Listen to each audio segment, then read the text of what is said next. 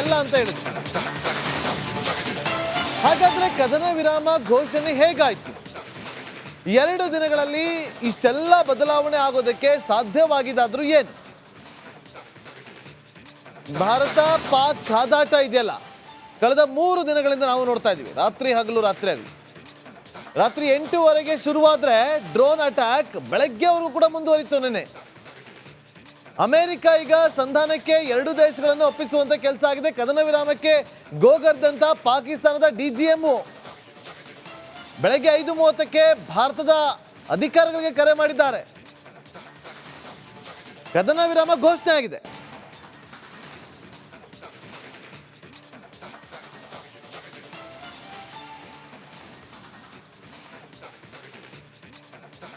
ನಮ್ಮೊಂದಿಗೆ ಶ್ಯಾಮ್ ಸುಂದರ್ ಅವರಿದ್ದಾರೆ ಇದೇ ವಿಚಾರವಾಗಿ ಮಾತಾಡೋದಕ್ಕೆ. ಶ್ಯಾಮ್ ಸುಂದರ್ ಸರ್, ನಮಸ್ಕಾರ. ನಮಸ್ಕಾರ. ಈಗ ಕದನ ವಿರಾಮ ಘೋಷಣೆ ಆಗಿದೆ.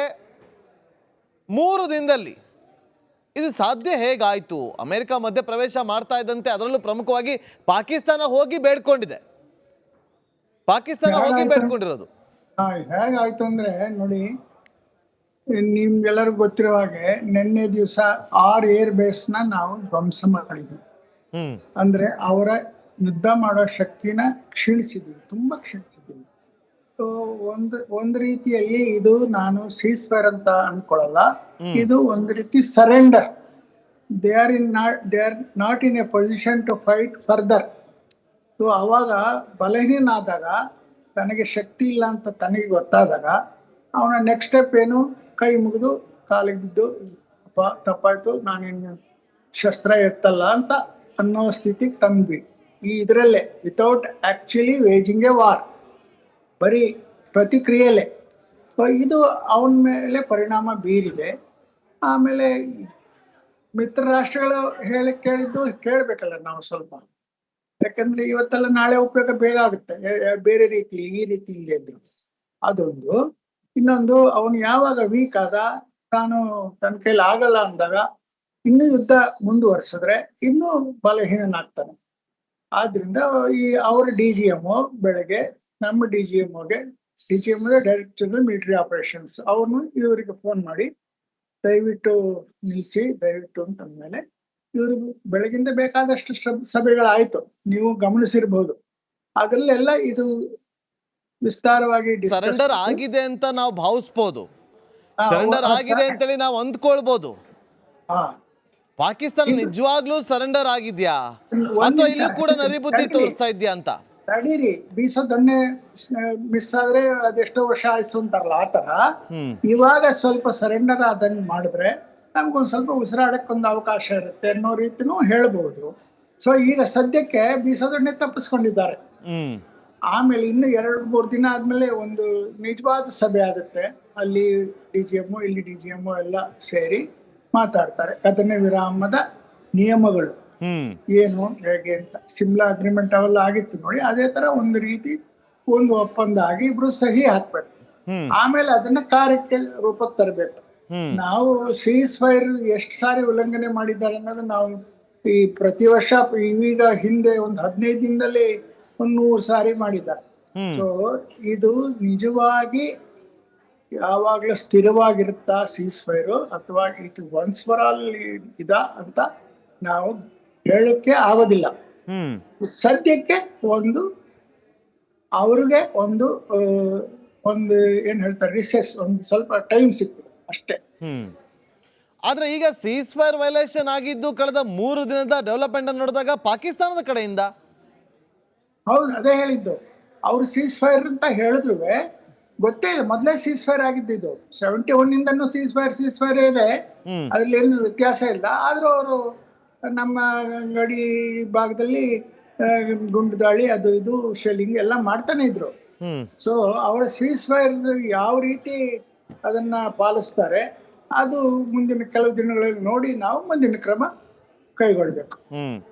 ಹೋಪ್ಸ್ ಇಟ್ಕೋಬೋದಾ ಈ ಪಾಕಿಸ್ತಾನ ತೆಪ್ಪಕ್ಕೆ ಕುತ್ಕೊಳುತ್ತೆ ಇನ್ನು ಮುಂದೆ ಅಂತ? ನಾನು ನಿಮ್ಮನ್ನೇ ಕೇಳ್ತೀನಿ, ಪಾಕಿಸ್ತಾನದ ಕಂಟ್ರಿ ಮೇಲೆ ನೀವು ಹೋಪ್ಸ್ ಇಟ್ಕೊಳಕ್ ಆಗುತ್ತಾ? ಖಂಡಿತವಾಗ್ಲೂ ಇಲ್ಲ, ಆಗಲ್ಲ. ಸೊ ನಾವು ಅಟ್ಲೀಸ್ಟ್ ನಮ್ಮ ತಯಾರಿ ಈಗ ಸ್ವಲ್ಪ ಗೊತ್ತಾಗಿದೆ ಅವ್ರ ಇದೇನು ಅಂತ.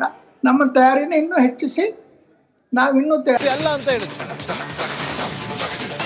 ಹಾಗಾದ್ರೆ ಕದನ ವಿರಾಮ ಘೋಷಣೆ ಹೇಗಾಯ್ತು? 2 ದಿನಗಳಲ್ಲಿ ಇಷ್ಟೆಲ್ಲ ಬದಲಾವಣೆ ಆಗೋದಕ್ಕೆ ಸಾಧ್ಯವಾಗಿದ್ದಾದ್ರೂ ಏನು?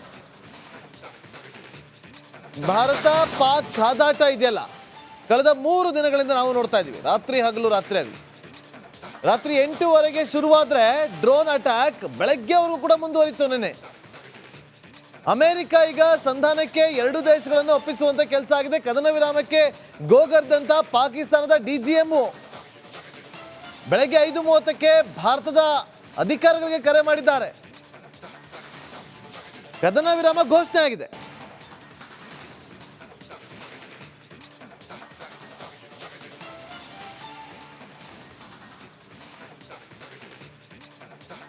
ನಮ್ಮೊಂದಿಗೆ ಶ್ಯಾಮ್ ಸುಂದರ್ ಅವರಿದ್ದಾರೆ ಇದೇ ವಿಚಾರವಾಗಿ ಮಾತಾಡೋದಕ್ಕೆ. ಶ್ಯಾಮ್ ಸುಂದರ್ ಸರ್, ನಮಸ್ಕಾರ. ನಮಸ್ಕಾರ. ಈಗ ಕದನ ವಿರಾಮ ಘೋಷಣೆ ಆಗಿದೆ. 3 ದಿನದಲ್ಲಿ ಇದು ಸಾಧ್ಯ ಹೇಗಾಯ್ತು? ಅಮೆರಿಕ ಮಧ್ಯ ಪ್ರವೇಶ ಮಾಡ್ತಾ ಇದ್ದಂತೆ ಅದರಲ್ಲೂ ಪ್ರಮುಖವಾಗಿ ಪಾಕಿಸ್ತಾನ ಹೋಗಿ ಬೇಡ್ಕೊಂಡಿದೆ. ಬೇಡ್ಕೊಂಡಿರೋದು ಹೇಗಾಯ್ತು ಅಂದ್ರೆ ನೋಡಿ, ನಿಮ್ಗೆಲ್ಲರಿಗೂ ಗೊತ್ತಿರೋ ಹಾಗೆ ನಿನ್ನೆ ದಿವಸ 6 ಏರ್ ಬೇಸ್ನ ನಾವು ಧ್ವಂಸ ಮಾಡಿದ್ವಿ. ಅಂದ್ರೆ ಅವರ ಯುದ್ಧ ಮಾಡೋ ಶಕ್ತಿನ ಕ್ಷೀಣಿಸಿದ್ದೀವಿ, ತುಂಬಾ ಕ್ಷೀಣಿಸಿದ್ದೀವಿ. ಸೊ ಒಂದು ರೀತಿಯಲ್ಲಿ ಇದು ನಾನು ಸೀಸ್ಫೈರ್ ಅಂತ ಅನ್ಕೊಳ್ಳಲ್ಲ, ಇದು ಒಂದು ರೀತಿ surrender. They are not in a position to fight further. So ಅವಾಗ ಬಲಹೀನ ಆದಾಗ, ತನಗೆ ಶಕ್ತಿ ಇಲ್ಲ ಅಂತ ತನಗೆ ಗೊತ್ತಾದಾಗ, ಅವನ ನೆಕ್ಸ್ಟ್ ಸ್ಟೆಪ್ ಏನು? ಕೈ ಮುಗಿದು ಕಾಲಿಗೆ ಬಿದ್ದು ತಪ್ಪಾಯ್ತು, ನಾನಿನ್ನು ಶಸ್ತ್ರ ಎತ್ತಲ್ಲ ಅಂತ ಅನ್ನೋ ಸ್ಥಿತಿಗೆ ತಂದ್ವಿ. ಇದರಲ್ಲೇ without actually waging A war, ಬರೀ ಪ್ರತಿಕ್ರಿಯೆಲೆ. ಸೊ ಇದು ಅವನ ಮೇಲೆ ಪರಿಣಾಮ ಬೀರಿದೆ. ಆಮೇಲೆ ಮಿತ್ರ ರಾಷ್ಟ್ರಗಳು ಕೇಳಿದ್ದು ಕೇಳಬೇಕಲ್ಲ ನಾವು ಸ್ವಲ್ಪ, ಯಾಕಂದ್ರೆ ಇವತ್ತೆಲ್ಲ ನಾಳೆ ಉಪಯೋಗ ಬೇಗ ಆಗುತ್ತೆ, ಬೇರೆ ರೀತಿಲಿ ಈ ರೀತಿ ಇಲ್ಲದೆ ಇದ್ರು. ಅದೊಂದು. ಇನ್ನೊಂದು, ಅವನು ಯಾವಾಗ ವೀಕ್ ಆದ, ತಾನು ತನ್ನ ಕೈಲಿ ಆಗಲ್ಲ ಅಂದಾಗ ಇನ್ನೂ ಯುದ್ಧ ಮುಂದುವರ್ಸಿದ್ರೆ ಇನ್ನೂ ಬಲಹೀನನಾಗ್ತಾನೆ.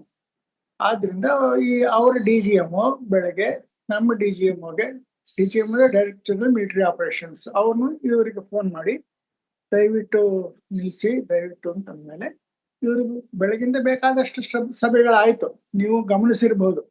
ಅದರಲ್ಲೆಲ್ಲ ಇದು ವಿಸ್ತಾರವಾಗಿ ಸರೆಂಡರ್ ಆಗಿದೆ ಅಂತ ನಾವು ಭಾವಿಸ್ಬೋದು, ಸರೆಂಡರ್ ಆಗಿದೆ ಅಂತೇಳಿ ನಾವು ಅಂದ್ಕೊಳ್ಬಹುದು.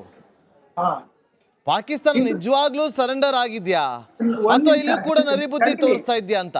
ತಡೀರಿ, ಬೀಸೋದನ್ನೇ ಮಿಸ್ ಆದ್ರೆ ಅದೆಷ್ಟೋ ವರ್ಷ ಆಯ್ತು ಅಂತಾರಲ್ಲ, ಆತರ ಇವಾಗ ಸ್ವಲ್ಪ ಸರೆಂಡರ್ ಆದಂಗ್ ಮಾಡಿದ್ರೆ ನಮ್ಗೊಂದ್ ಸ್ವಲ್ಪ ಉಸಿರಾಡಕ್ಕೊಂದು ಅವಕಾಶ ಇರುತ್ತೆ ಅನ್ನೋ ರೀತಿನೂ ಹೇಳ್ಬಹುದು.